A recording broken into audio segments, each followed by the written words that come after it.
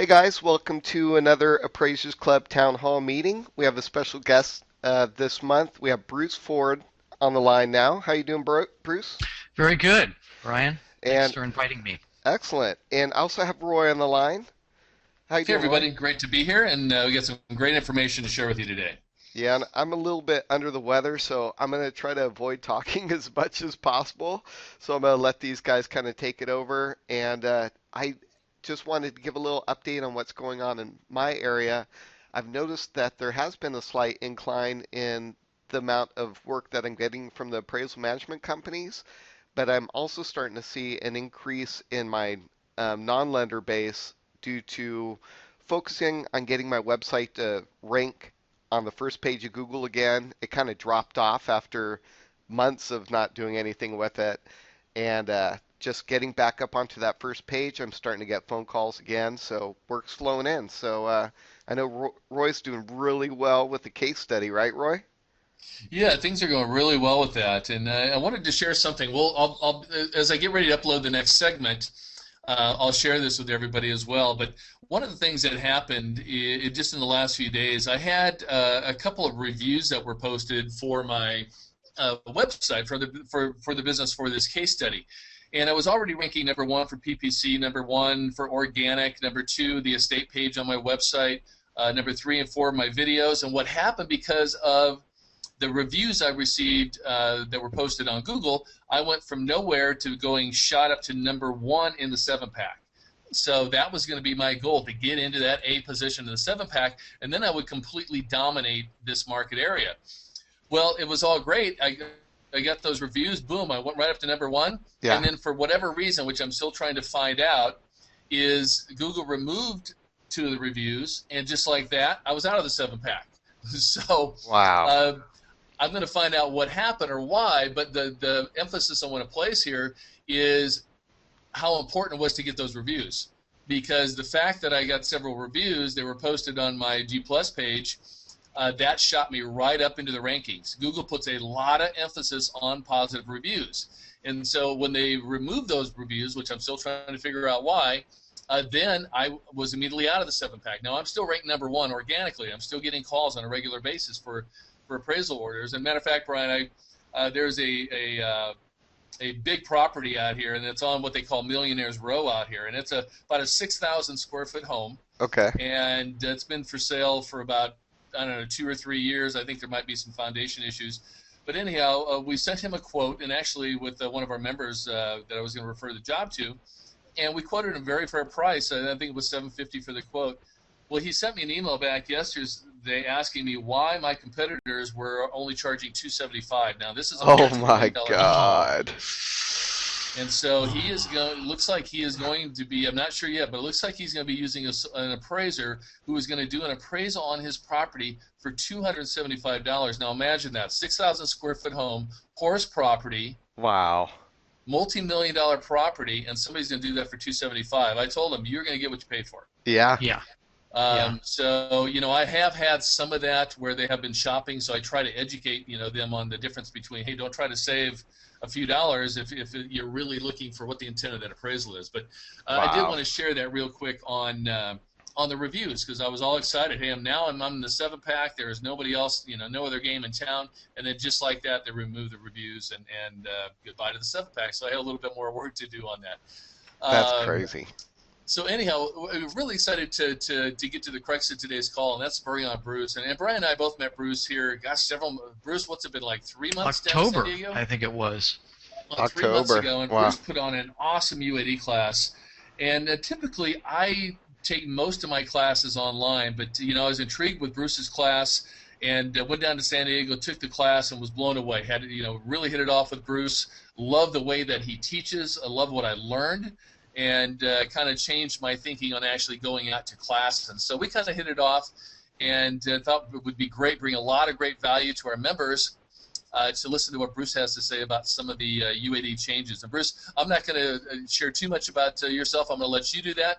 But Bruce has become a good friend of ours, and really appreciate your coming on the call today, Bruce. So I'm going to let you take it away, and we want to make sure we answer everybody's questions. Bruce is going to get into some of the hard stops and what Fannie Mae's doing and what's going on with this whole UAD thing, and then make sure you put your questions in the chat box, and then we'll get to those as we can. So Bruce, why don't you go ahead and take over? Thank you. Thank you, Roy, and thank you, Brian, for allowing me to come on. Like Roy said, I went down to San Diego. I connected. I read Roy's book. I called him out of the blue, and we actually connected. And I said, you should come to this class because this UAD that we've been under for the last, 2.5 years is changing in a major way, and I wanted to get my class out to as many people as possible. So I'll just give you some background on who I am and how long I've been doing this. I've been appraising over 22 years. The last 4 years I was the senior review appraiser at an AMC called Axis, and they're located in Northern California. And what we do was we did mostly compliance checks. The good news about my background is I was there when the UAD first rolled out, so we as an organization had to explain and help our appraisers transition from good average fair to C1, C2, C3, C4, and Right. Q1, Q2. So that was a huge undertaking. It was as big as the new form when it rolled out in 2005, the new Fannie Mae form. So there was confusion, there was misinformation, and in the last 4 years, I've spoken one-on-one with over 800 appraisers across the country, and I reviewed about 7,000 reports from Maine to Hawaii. So Wow. I really got a good understanding of what appraisers, the pressures they're under, and the effort and the hard work it takes to actually serve and be in compliance in today's world. It's a huge undertaking. Before that, I was with World Savings in Wachovia, and I actually did a lot of review work for them. In fact, I was in control of 15 contractors in the Marin, Sonoma, Napa market. And as you can understand, we have a very non-conforming area, lots of estates, lots of vineyards, and so forth. But it was a great, really got my taste for reviewing, and I really, really loved it because nothing actually gets me my jollies off more than actually helping somebody understand a problem or getting through to the next level, because there's so much regulation that we're under. I just think it's daunting to be at this alone. You should have helpers and friends and mentors along the way. So anyway, in 2012, I approached the state with my content, and I got approved. So I'm going to be coming, actually, I'll announce it later in the presentation. This week I'm going to be teaching this class in Northern and Southern California, so you'll have an opportunity to take it, and there is a discount available for the Appraiser Club members. Oh, nice. So we'll make sure to send that out to all the club members, because a lot of people just listen to the replay. So I'll make sure when we send out the replay that we include the dates of the upcoming classes. That'd be great. Yeah, they this is for California appraisers only. I'm in the process of getting approved in Nevada also, but just in case, I want to make that aware. And this is a live presentation. It's not a webinar, so just to let you know. Great. Okay, so part of what's going on in the last, since September 2011 is the UAD rolled out, and what they had to do was actually absorb all this data. And from there, they wanted to make sure everybody understood it. The actual compliance was done, that these XML formats were uploaded properly. And what I'm going to talk about is some of the confusion over the ratings that are come on, and these hard stops that Fannie Mae has initiated as of January 2014. At the end, there'll be a time for Q&A, which Roy and Brian will facilitate for me. Excellent. So, This is one of my favorite slides because it really is symbolic of what we're under. Wow. Uh, this is I shot this in Alaska when I was there 2 years ago, and I really found that this is part of the problem of the confusion that we're under. Is there's so many directions that we're after. So you basically know the first four. The 1004 is the single family, the 1073 is the condo, the 1075 is the co-op, which people rarely use, and the 2055 is the drive-by. And all those forms have the UAD format mandatory. So just in case you want to remember the details, this is pretty significant here. I'll put my. Everybody see my my arrow on my cursor? Okay, great. The SRIP, or what they call the small units form, that does not have a UAD mandatory function. So I want to warn everybody, in case you get a 1025, make sure your instructions, look at the bottom or look throughout the written instructions that they're giving you to see if they're asking for UAD.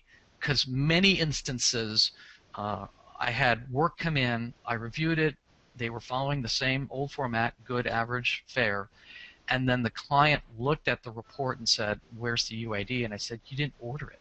It's not mandatory. So, and they had to pay an extra fee for the appraiser to go back and install the UAD format within the report, because that is a new assignment, okay? Wow. I want to emphasize that strongly, okay? So everybody understands that the UAD components are not comparable to the old good average. Fannie Mae kind of like prides themselves on pounding that into their documentation. So be careful on the small units. Makes sense. So basically the technical landscape is, why did they come up with this system? Well, the reason is they wanted to have a way to have transparency where everybody could see what the other person was doing. B, they want to manage risk and improve the accuracy of the loan quality.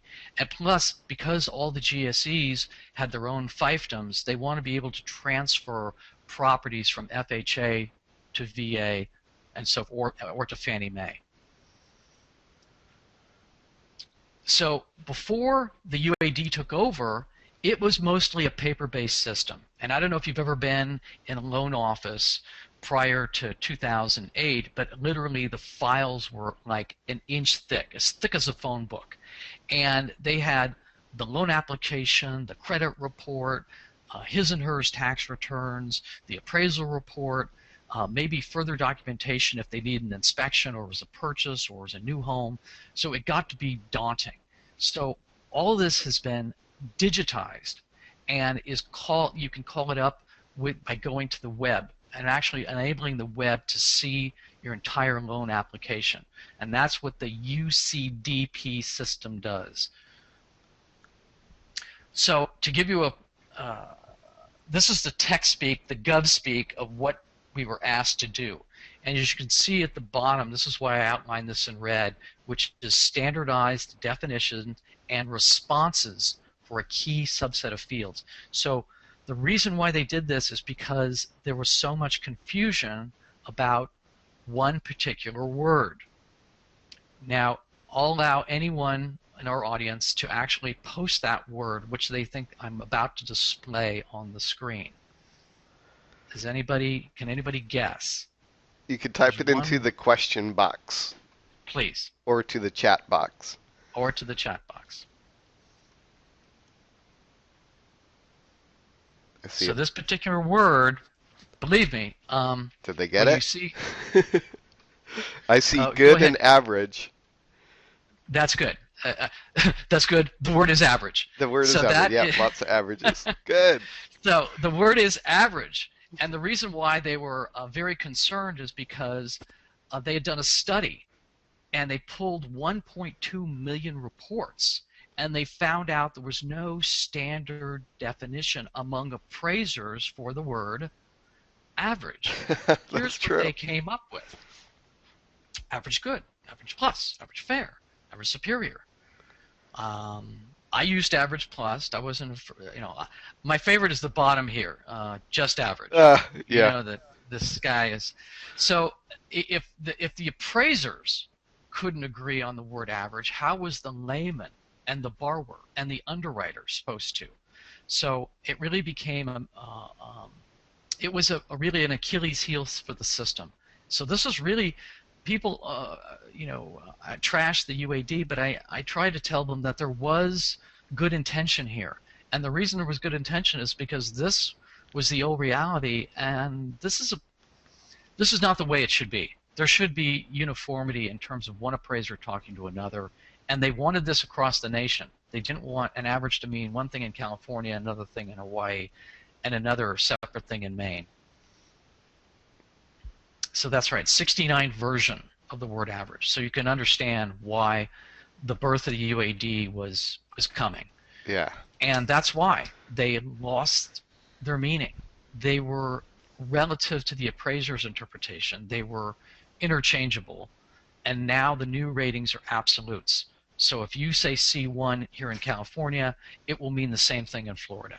And everybody understands the criteria of what C1 means. Yeah. Okay.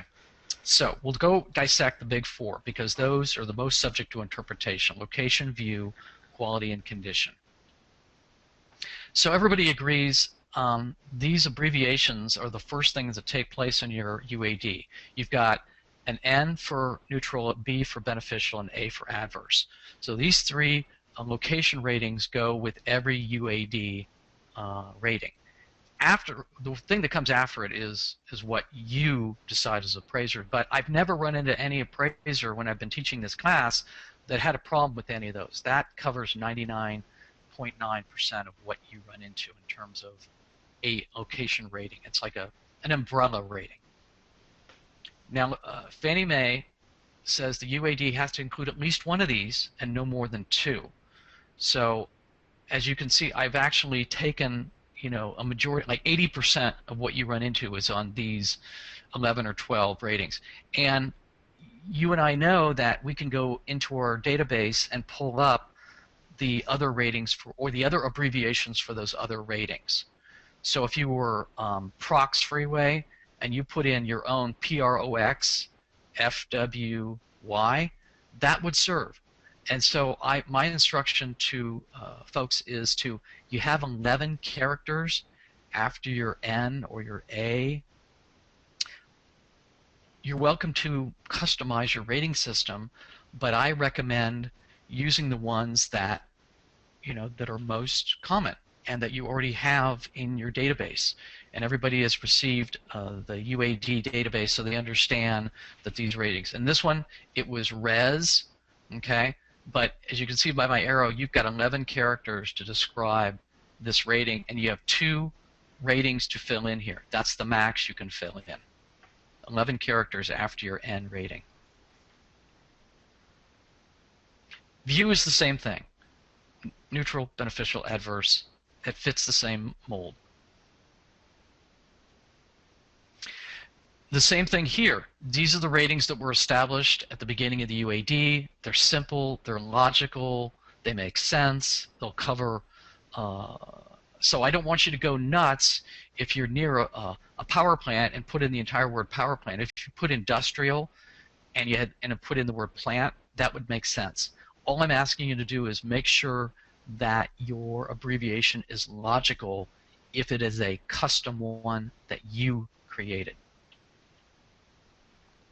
Okay, let's get into a view discussion, because this is actual property I actually ran into in Alaska, and this is actually, believe it or not, this is an unfinished hotel, and this unfinished hotel faces this view.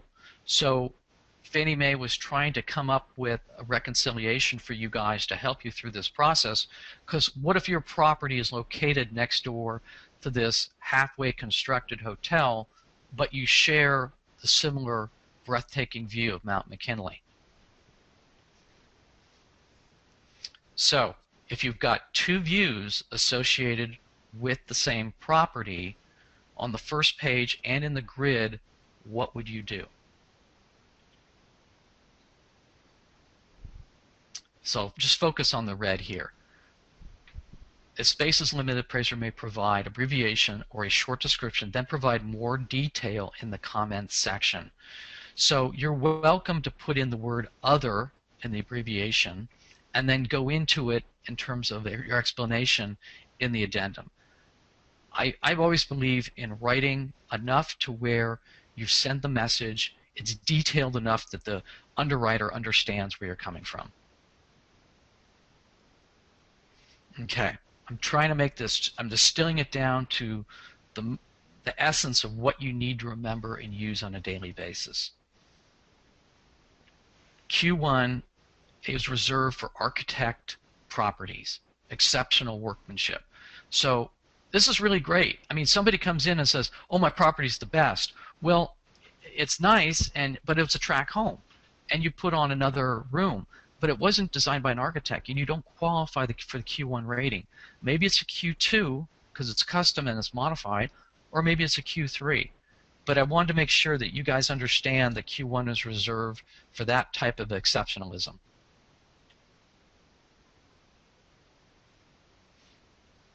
I think 80% of the properties you run in on a daily basis will fall either in Q3 or in Q4. Q5 is basic, and this is where you're going to run into problems. We understand that Q5 and Q6 have been red flags, especially a Q6. We found that lenders, particularly underwriters, will nix the loan and disqualify for funding. Q5, to me, is basics functionality, so that may be a seasonal mountain cabin or maybe a beachfront property that's not used very much. So since they're only using it for vacations, it's got minimal use. But if you go to a property and you feel it's the lowest of the low, and those elements are so basic and so low that they are a Q6, you want to contact your lender to make sure they know what you're up against, because they may not want you to finish it. Make sure you know their what they deem as a fundable loan. So the quality and condition ratings, they're standardized, and sometimes they don't fit exclusively into one condition or another. But this gives you, they're asking you to make clear choices based on what you see and make comments for how you arrived at your rating system. I'll get into this in a couple more slides. Condition, same thing. Here we got keywords in red. C1 is a big issue because unless it's a new property, completely new and never been occupied, it does not qualify for the C1 rating. So I want to make sure that you're only reserving a C1 rating for a new home. Okay, it's a very big deal, and they've started to red flag these. If anybody wants me to slow down, I will, okay? So check it against your year. This is a hard stop. Your year would be 0, and C1 would be your condition on a new home.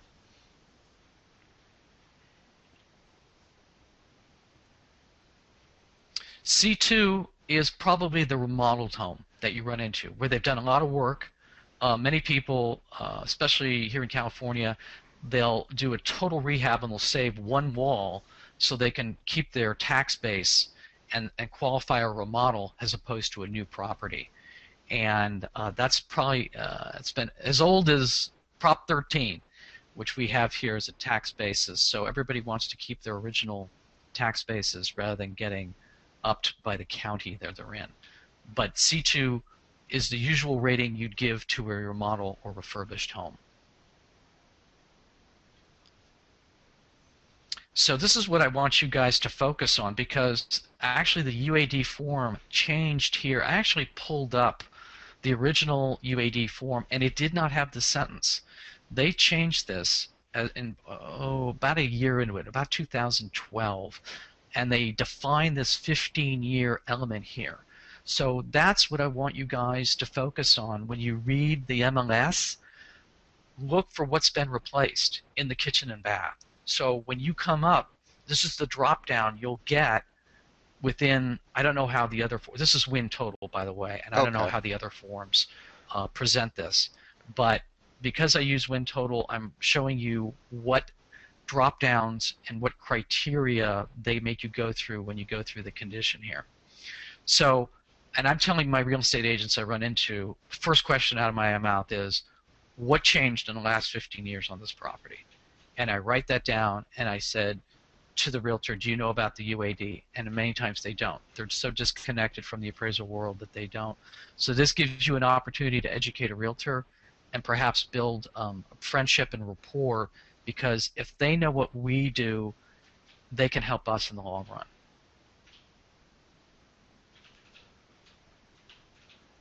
So these are the three definitions for the word updated versus not updated versus remodeled. And this is why this 15-year thing comes back to haunt us, because you could be a property that's not been updated, yet your condition is still, C2 because you're a very young property. So don't worry that the lack of updating hurts your property in the condition rating. They just want to know what elements have been improved and the scope of those updates.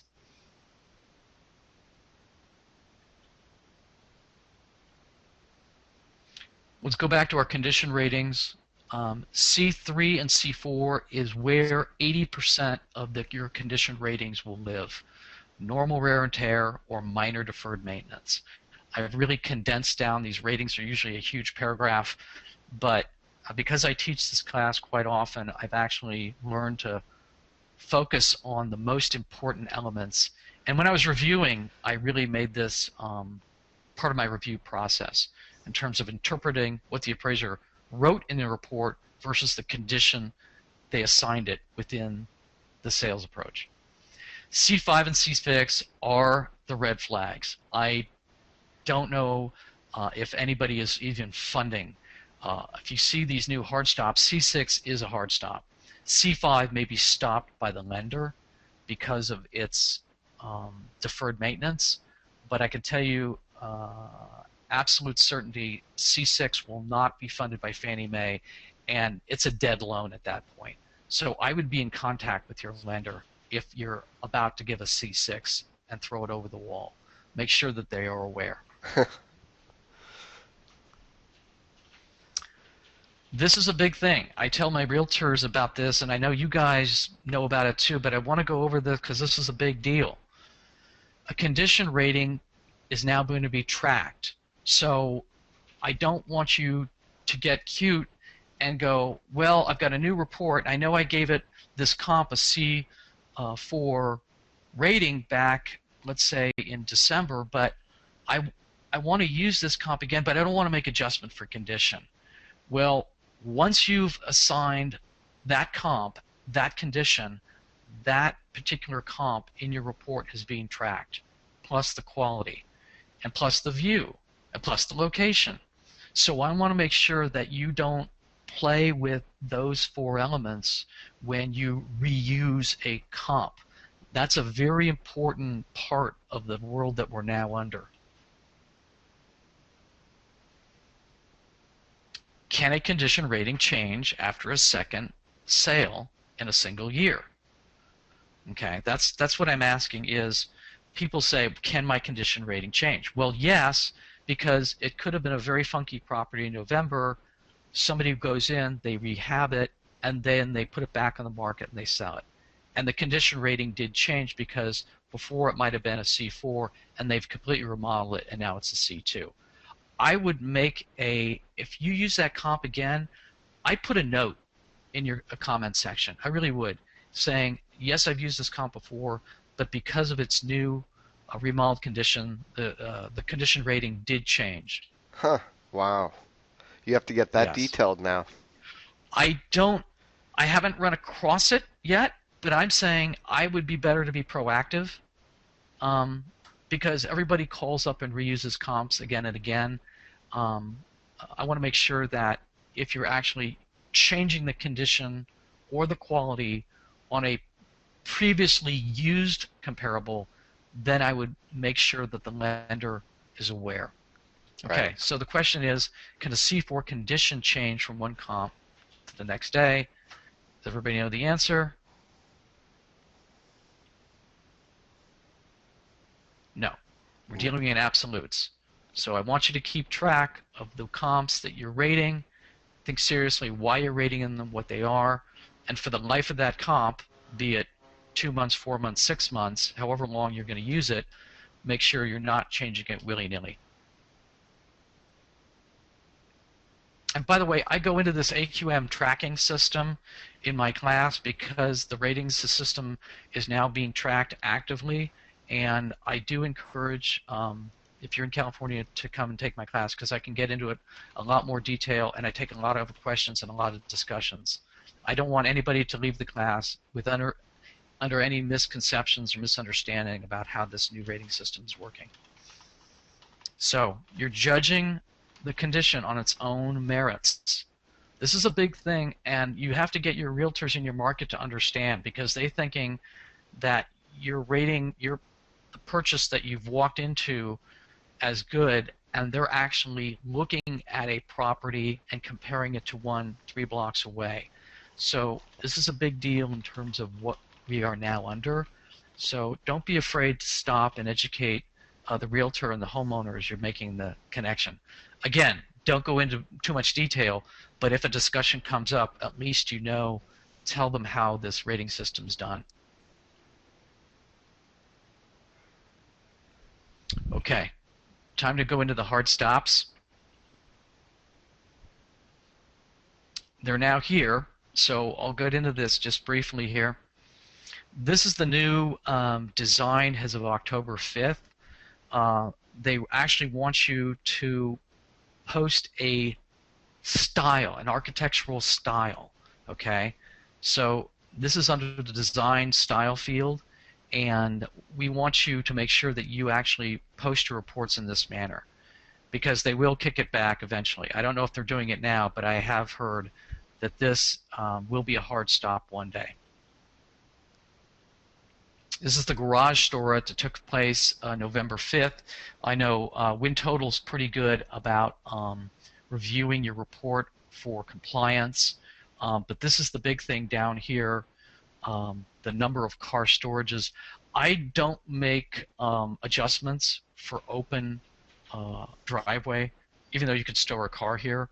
I'm only making adjustments for covered parking, the garage and the carport. So don't get confused and go down the wrong path as far as what this is asking you to do. They're just asking you to post the spaces for the car storage. You don't necessarily have to adjust for it.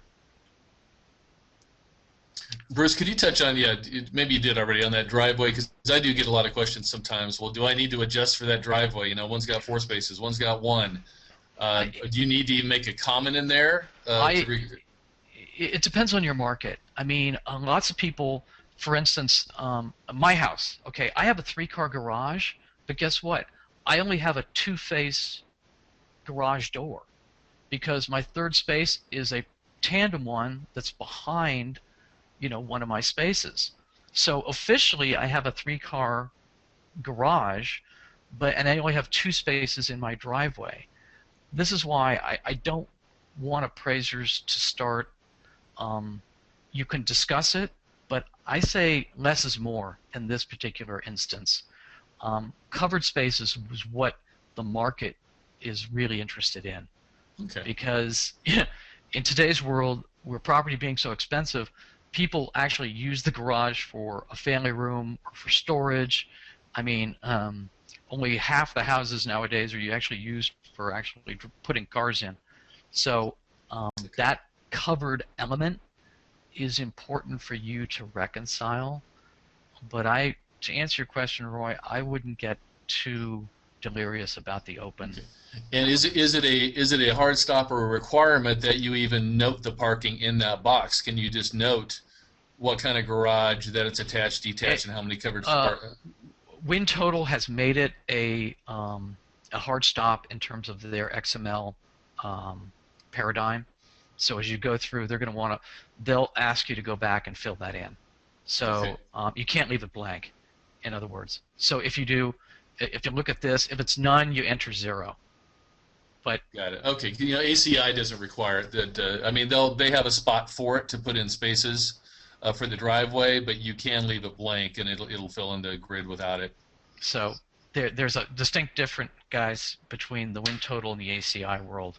So to me, I think it's again another example of over the topness and over regulation that we're under, and I hate having to fill in. For instance, this down here, you see this wood stove? Wind total forces me to put a 0 there. Right. 90% of the homes I appraise don't have wood stoves. They'll have a fireplace, but why am I forced to put in a 0 here is beyond me. But, okay. Don't get me started. Okay. All right. We'll move on. We have some other questions we'll get to here when you're done too. But okay. Thanks So for the this is a big deal in my review capacity. To me, is the third rail. People talk about the third rail of politics. The third rail is something that came out of the subway. If you touch the third rail of a subway, you could get electrocuted. To me, the third rail of appraisal is getting reviewed, asking for a reconciliation of value, receiving new comps. You change your value as a result of the comps you gave, yet you didn't change the signing date, and you've got 2 reports out there with 2 different values with the same date. So that's a bad thing, guys. Yeah. I want you to be very diligent about your digital trail of prior versions. That could come back to haunt you. And sometimes the system won't catch that. I'm relying on you guys to actually, every time you touch a report and even change one word, you're putting a new date on it, a new signing date, not a new effective date, a new signing date. So you should be aware and control your recent versions, and just absolutely make sure that you've got it handled. Here's a couple resources for the Fannie Mae and Freddie Mac questions in terms of the UAD. You can go to efanniemae.com and get a lot of your questions answered as far as the UAD. That they keep it up to date. And I'm coming to the ROS serves the same as the Appraisals Club. Just go to these 3 places. You can take my class. It's 4 hours of CE credit. Tomorrow I'm in Petaluma. Wednesday I'm in Burbank at the Holiday Inn. And Friday the 27th, this coming Thursday, I'm in Orange County at the National University. And Roy and Brian have been very nice to me, and they'll forward you the actual email so you can just follow the link and register through Eventbrite. That's so great. I'll take time for questions. Yeah, go ahead. Yeah, if you're in those areas, I can't recommend Bruce's class enough. It's one of the few appraisal classes you can go to. You don't have to bring a pillow, so I can appreciate that, Bruce. So thank you. Bruce, could you touch on real quick, and we'll get into these questions too. There's a lot of fear out there that we hear about these hard stops and these red flags, and Fannie's going to I called something a C3 and 5 other appraisers called the C4, and now I'm going to get black flagged by Fannie. I'm going to lose my license, and there's a lot of fear about how this is going to affect them. Could you touch on that just a little bit? There is going to be tracking of your reports, okay? And this is the way, the original intent was to have some way to digitally track the appraiser. But I'm going to give you the 50,000-foot view before I get into the detail. What was happening is that everything was paper-based. So now the loan agent who actually takes the application, he's had to take, or she's had to take a new exam as of 2010. They have a MLS number. You'll see it. It'll say NMLS number. So they're a mortgage loan specialist. Their application and loans are being tracked by Fannie Mae and Freddie Mac. Not just you, the borrower, the property, the real estate agent, everybody in this new UCDP system is being tracked. So don't feel like you're the only ones. if they have a particular loan broker who consistently is funding properties that eventually go to REO or short sale, they're going to pull his file and look at the kind of borrowers that he's courting. That's a bad sign. At the same time, they want to make sure that the quality that you guys are producing is consistent. I haven't seen any evidence of anyone getting kicked off any list. So I'm going to say that right now. And I had a source inside at AMC tell me that the amount of people who've been actually tossed off as a month has gone by, you can count on one hand. So I don't want the paranoia to actually run rampant here. I think if all you guys are following the UAD, having good cause, good reason for assigning a property a particular condition rating, keeping that rating for the life of the comp's usefulness, and only changing it upon its resale and its change or remodel, then you're fine. I think what it comes down to is, to answer Roy's question, is interpretation. So obviously, the same way we had that slide where there were 69 versions of the word average, I'm sure 80% of the appraisers may rate it a C3 and 20% may rate it a C4. I don't think they're going to get all upset. I think what they'll get upset is if that property that was appraised is now suddenly going into foreclosure a year afterwards. And suddenly the price difference between what the appraiser had on January 1st versus June 30th is substantially different. That's what they're looking for. They're looking for bad reports. Yeah. Or poor reporting. Okay. Reckless, habits. And Right. I know all of you, just because you're members of the Appraiser Club, actually think about your profession in a very positive way and do the best work possible. I just know that, just based on Roy and Brian's reputation. Definitely. We also have a club member, Michael. He stated that that's why it's really important to save your comps to your own database. I mean, was important and made the report process easier in the past, but now it's almost mandatory. Right, and I would add to that is I would keep a PDF version of every version you send out, and that's quite easy. And digital storage is very cheap, guys. You should be backing up your system so you're not all of a sudden, if the system crashes, you're not out of luck. I really believe that's part, as much as taking CE class is a part of your mandate as an appraiser. I think having good backup systems and keeping diligent control of the revisions you send out is very important too. Yeah, I know ACI pretty much when I revise a file, even though it goes to overwrite the original PDF, it'll save a backup automatically. Right. And then you just have to make sure to stay on top of that. And I think, Roy, do you use Carbonite? I do. I love it. Yeah, so that's a really good system for doing it automatically. I'm still doing it old school, manual database backups from time to time.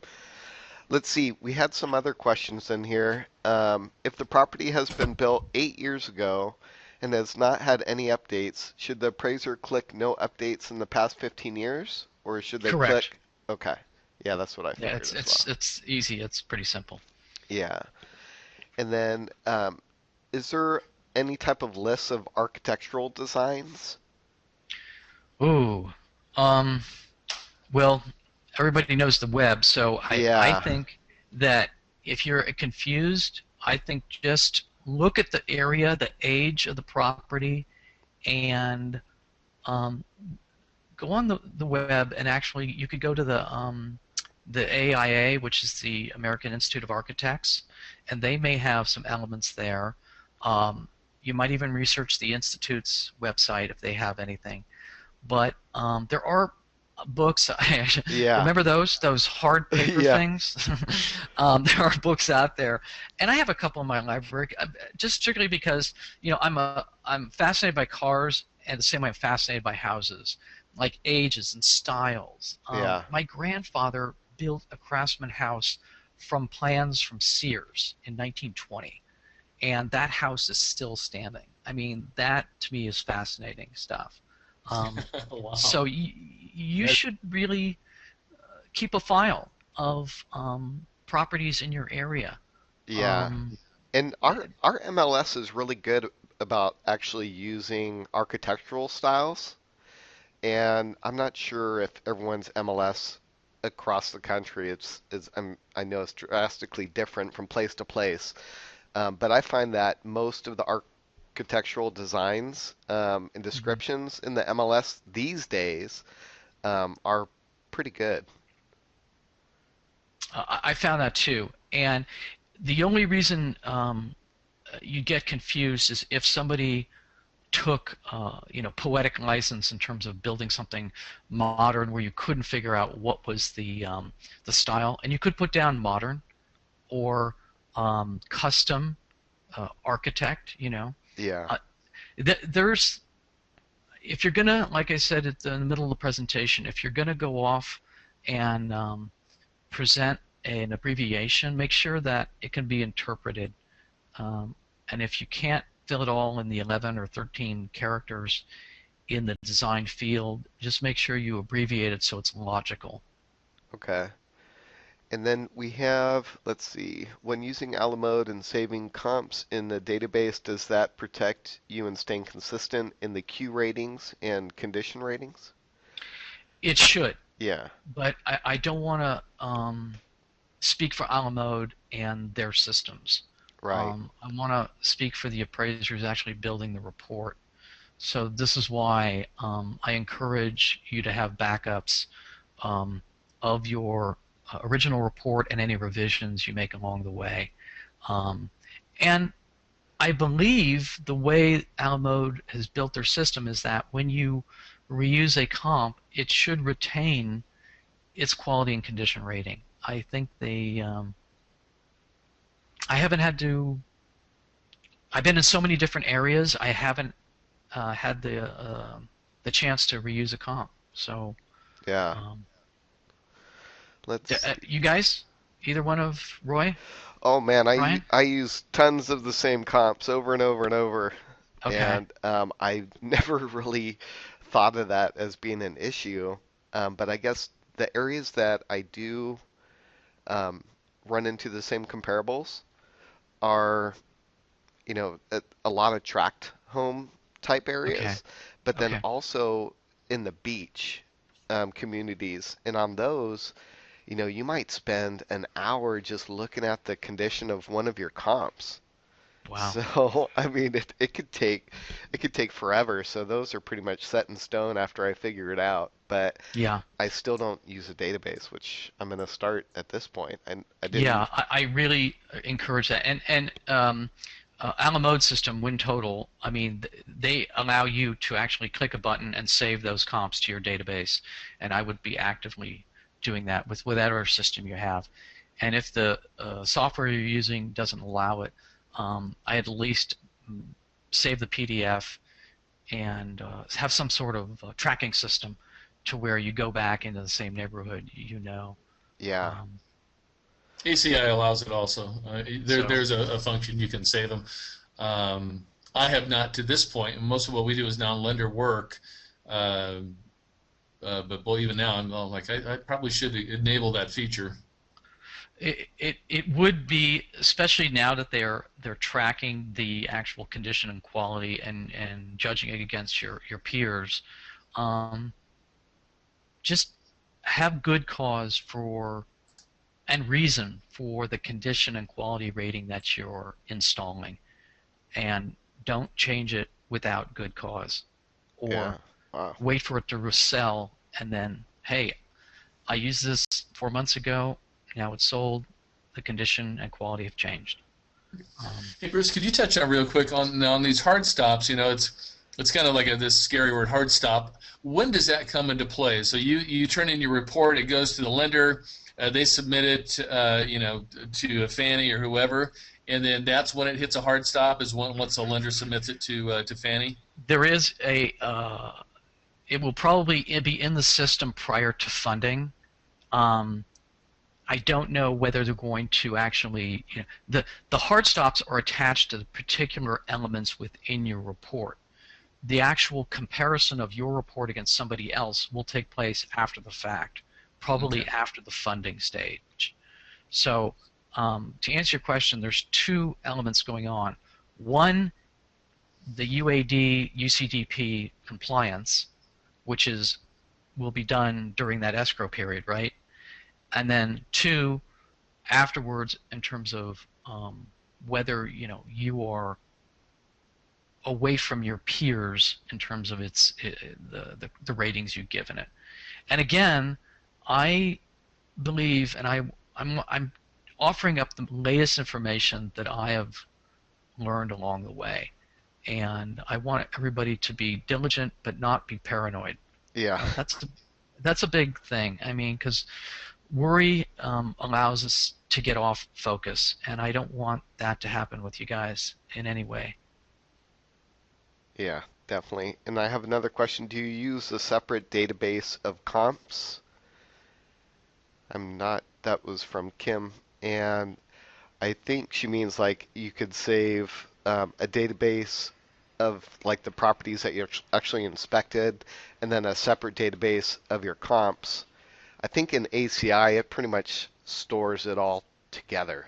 I think, and WinTotal, it pretty much stores it all. Yeah. You can call up properties via zip code or address, and it will pull surroundings in terms of comps that you want in particular areas. Okay. And I have a question for you about the lender lists and stuff. When you have you seen a lot of people? This isn't this isn't about the UAD stuff, but have you seen a lot of appraisers getting turned in to the different lender lists regarding quality stuff like that? So ACI, excuse me, the mandate of Dodd-Frank is that AMCs have a fiduciary responsibility to turn in flawed work. So when I was with the AMC, we did have occurrences where this happened, where the appraiser had crossed the line. It was rare. Yeah. And again, I just experienced in my market another appraiser who got her hand slapped really vigorously by Sacramento, the Bureau of Real Estate Appraisers here. Huh. And her license is now restricted. And I think majority of the appraisers follow the rules. I really do. And the ones that don't, they're eventually going to get caught. And when I was doing retrospective work, I don't know if everybody knows what that is, there was a lot of PMI being funded, meaning a lender would go in, they'd make a loan, a year later the property would go into foreclosure, let's say 08, 09, 10, and then the lender or the reseller would buy the loan. They'd realize, hey, this property has private mortgage insurance, we're going to go back and make a claim. So the PMI company turned to me and said, Bruce, we want you to find an appraiser in that market, have the property reappraised, and you review both the original and the new appraisal as of today. And if there's a difference, a major difference, we want you to write a letter. That was the hardest appraising I've ever done. Oh, it is just mind-numbing. And those appraisers, many of them were so active because I was able to pull up their license. California is very good about offering an open database to the public for people who have violated their use path or any other restrictions. So in that case, it I was depressed that so many of these people who committed poor reporting were still operating, but in my heart, I knew eventually they'll get caught. Yeah, and do you know if if you are blacklisted by a lender or whatever, um, will the appraiser always know? Like, will they be notified either through That the that lender or the that agency? is a very good question, Yeah, and something that I've been curious about for a long time. So I would encourage anybody within the appraiser club community to share that information if you do know. Um, it's I did have access to um, the blacklist of particular lenders when I was working with that AMC. But again, what bothered me the most was that there was no detail behind it. When right. it happened, who did it, who turned them in. And in the old school world, I'm talking '05, '06, '07, um, a lender, you didn't give the value they needed, boom, you were gone. Right. Does that still operate today? Do you suddenly, you cross the path of some rainmaker, multi-billion dollar broker, and suddenly he doesn't like you anymore? Yeah, I'm I, frequently I'll call out AMCs and just when I really feel they're doing a disservice to the industry. yes, And I feel like at times that I've possibly been put on a blacklist, yeah. because just being so vocal about it. But I Here's my two words that I wish Fannie Mae, Freddie Mac, Dodd-Frank, AMCs would adopt. It's the word called due process, and it's the same thing that happens when you walk into a court of law. You're able to confront your accuser. You're able to exercise what they call habeas corpus, which means bring me the body, and you actually have a method for actually standing by what you've done. And I think that particular element, you'd see a lot of trouble go away. I just saw a presentation by two of the big enforcers from the Bureau of Real Estate Appraisers in Sacramento, and they came to Sonoma County. And guess what, guys? There was like 434 complaints last year. 65% of them went away in a heartbeat because somebody said, I didn't get the value I wanted. That's why I'm turning in the appraiser. wow. So at least the BREA is active saying that's not a reason to discipline the appraiser. And Yeah. it's only the small minority that actually fell into that black hole where their license was revoked or restricted because they violated USPAP. Um, I think doing consistent work that's compliant, I think that's pretty easy to do because we've learned along the way how to do that. Um, what bothers me is what bothers Brian, which is if you suddenly are restricted or blacklisted by a particular lender and don't get work, how do you solve that? How do Right. you go back to the lender and say, what happened? Yeah. Why am I not getting work from you? And I want them to step up and state why and be clear about this. Right. Um, I think we'd all be better appraisers, and the system would work better if it was transparent. Well, great. Well, thank you for that presentation. If anyone has any more questions or comments, please put them in. I'll be in contact with you as well regarding some of that blacklist stuff because I was gonna start to try to reach out to different AMCs and agencies and try to get a better cut and dry answer to that question. And it sounds like you've been thinking about that as well. I think it'd be good for our industry to know that information as well. And Roy, I, did you want to share your update on the case study this right now, or did you want to save that for another town hall? I think he ran off. Yep. He might have had to go. Yeah, I just noticed I had myself muted. I'm here talking, and Oh, so oh no. yeah, Brian, on that, we're getting ready to upload that, and it has to do with optimizing your Google Plus page. So I've got a training on that, why that's important, how to optimize your categories, and a few other things, and then also be sharing a lot of information on how we're currently marketing through YouTube right now. That's going to be some really good stuff, and so that'll all be getting uploaded here shortly. And then also a couple things. We got a really fun town hall next month. I've been doing a lot of speaking at real estate offices here the last 6 weeks. Matter of fact, Bruce, you just had great success, didn't you? I did. In fact, I was just invited to another one this morning. So Wow. I really encourage Roy's right on the money. It can actually lead to good work. And I was really excited. And they asked, by the way, they invited me back for the St. Patrick's Day barbecue.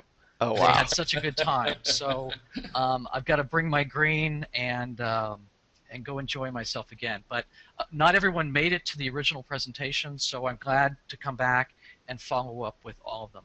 I think it's a great way, and I'm glad Roy discovered that as a active method for you to gain more business. Yeah, so I'm going to do a specific training on that and just share what I've done now. Keep in mind, I'm doing this for this case study. I am not looking for more work right now, but because of the speaking I've done, just some of these are big offices, some of them are small offices. Over the last 3 or 4 weeks, actually the last 4 or 5 weeks, and I think I have another 4 or 5 coming up in the next 5 or 6 weeks. I received a tremendous amount of work. From those speaking engagements, and I'm going to share exactly what I do, how I do it, what's become of it, because it's opened up so many doors for me in the last 5 or 6 weeks. And for any of our local members, I need to start having you guys show up if you want to come to some of these presentations, because I have a lot of work coming in because of this, and this is work that I am almost politely declining.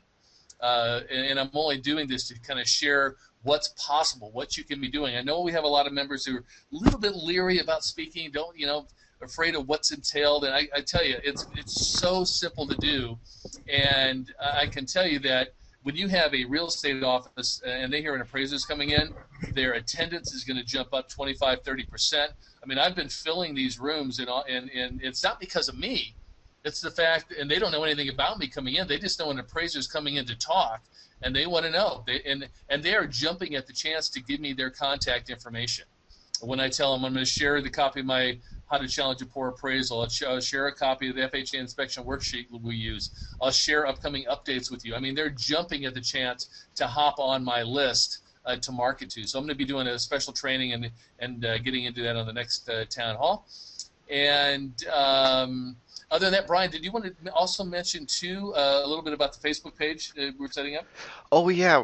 Right now we're working on setting up a private Facebook page for the club members, and we know that everyone's really busy, and a lot of you don't have the time to come into the community forum and get involved in the discussions there. So we thought we'd make it as easy as possible. Just have a private Facebook page.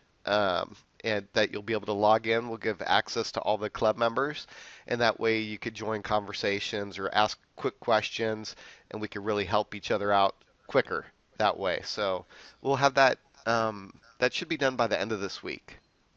Yeah, and I think that's a lot better way to communicate. So we have a lot of forums, a lot of threads going on. So by having this private Facebook group, you'll be able to go in there. We'll be making posts in there. We'll be easier to contact you guys.